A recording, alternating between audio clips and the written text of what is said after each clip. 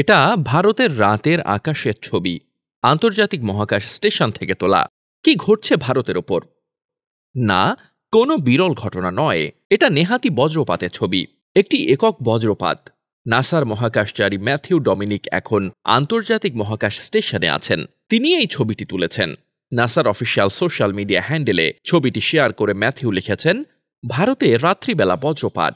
বজ্রপাতের ছবি তোলার সময় আমি সবসময় বার্স্ট মোড ব্যবহার করি এবং ফ্রেমের মধ্যে সেই বজ্রপাতের আলো ধরা পড়বে বলে আশা করি। এই বজ্রপাতটি একেবারে ফ্রেমের মাঝখানে ধরা পড়েছে দেখে আমি খুব খুশি হয়েছিলাম। কোনো ক্রপ করারও প্রয়োজন পড়েনি। মহাকাশ থেকে পৃথিবীর এক অত্যাশ্চর্য দৃশ্য এই ছবিতে ধরা পড়েছে। তিনি আরও জানিয়েছেন, ছবিটির নিচের দিকে জলের মধ্যে ভাসমান নৌকাগুলির আলো দেখা যাচ্ছে। মহাকাশ থেকে সেগুলোকে ছোট ছোট লাইন বা রেখার মতো দেখাচ্ছে।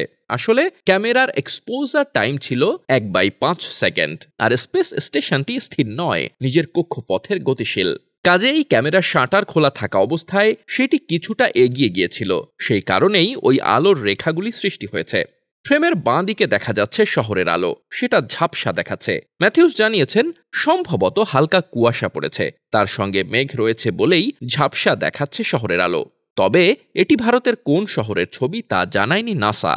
নাসার সোশ্যাল মিডিয়া হ্যান্ডেলে নিয়মিত মহাবিশ্বের বিভিন্ন অত্যাশ্চর্য ছবি পোস্ট করা হয়। মহাকাশ প্রেমীরা সেই সব ছবি নিয়ে মন্ত্রমুগ্ধ থাকেন। এই ছবিটি অনেকেরই মনোযোগ আকর্ষণ করেছে। নেটিজেনরা কেউ বলেছেন অবিশ্বাস্য ছবি, কেউ বলেছেন মহাকাশ থেকে তোলা বজ্রপাতের ছবি আগে কখনো দেখিনি, কেউ বলেছেন আমার জীবনে দেখা সবচেয়ে আকর্ষণীয় ছবিগুলোর অন্যতম। আবার একজন মনে করিয়ে দিয়েছেন, বর্ষাকালে এই বজ্রপাত কিন্তু ভারতের বেশ কয়েকটি রাজ্যে বহু মানুষের প্রাণ কেড়ে নেয়। মাত্র কয়েকদিন আগেই বিহারে বজ্রপাতের কারণে বহু মানুষের মৃত্যু হয়েছিল।